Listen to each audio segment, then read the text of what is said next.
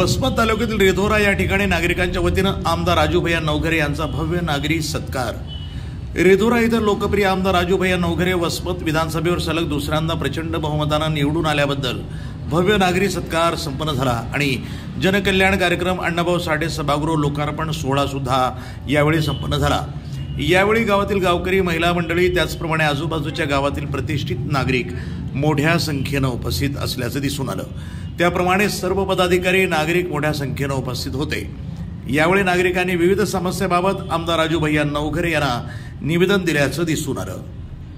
शेतकऱ्याचं उत्तर देताना सांगतो की कोणाचाही द्वेष करण्यापेक्षा राजकारणामध्ये वेगवेगळे सरकार असतात, काही मंडळी आपल्या सोबत असते, लोकशाहीचं एक उदाहरण असते आणि त्या पद्धतीनं त्यांनी आपल्याला कधी साथ देतात, कधी विरोधात असतात। आपले विचार ज्यांना पटले ते आपल्या सोबत असतात आणि त्या बाबतीमध्ये मी काम करत असताना सांगतो की आपण ज्या पद्धतीनं 2 वेळेस निवडून देण्याचं काम केले, माझ्यासारख्या कार्यकर्त्याला सरपंच पदापासून ते वसमत विधानसभा मतदारसंघाचे सदस्य म्हणून महाराष्ट्र राज्याच्या कायदे करणाऱ्या सभागृहामध्ये आपण पाठवण्याचं काम केले।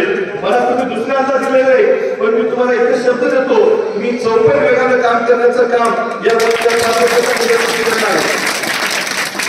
निवडणुकीमध्ये कधी विरोधकांसोबत लढावं लागते, कधी आपल्या माणसासोबत लढावं लागते।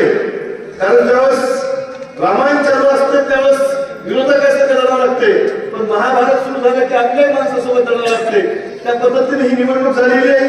पण या निवडणुकीमध्ये आपल्या गावातून खूप मोठ्या प्रमाणावर मदत करण्याचं काम केलेलं आहे। आमचे सगळेच कार्यकर्ते असतील, आमचे मारुतराव हरिभाऊ असतील, मोहम्मद असतील, सुरेश असतील, गणपतराव असतील, मधुकरराव असतील, गोविंदराव असतील, प्रकाशराव असतील, नागेशराव असतील, प्रतापराव धरेराव असतील, नारायणराव असतील, भीमा ढगे असतील, विशाल साबळे असतील, गजानन लोंढे असतील, मारुतराव असतील, आमचे आबासाहेब काका, आमचे ज्येष्ठ मंत्री महाराष्ट्रराव बापूरावजी, आंबोरे मामा, बाबासाहेबजी, मारुतराव, ज्या ज्या मंडळीने या निवडणुकीमध्ये, कारण मंडळी एक हा जगन्नाथाचा व्रत असते निवडणूक म्हणल्यानंतर, आणि त्या व्रताला कोणी एका माणसाला नाही तर त्या जगन्नाथाच्या व्रताला तुमच्या आमच्या सगळ्याच्याच माध्यमातून हात लागत असते आणि ही निवडणूक त्या पद्धतीने झालेली आहे। मी आपल्याला सगळ्यांचं आभार मानतो।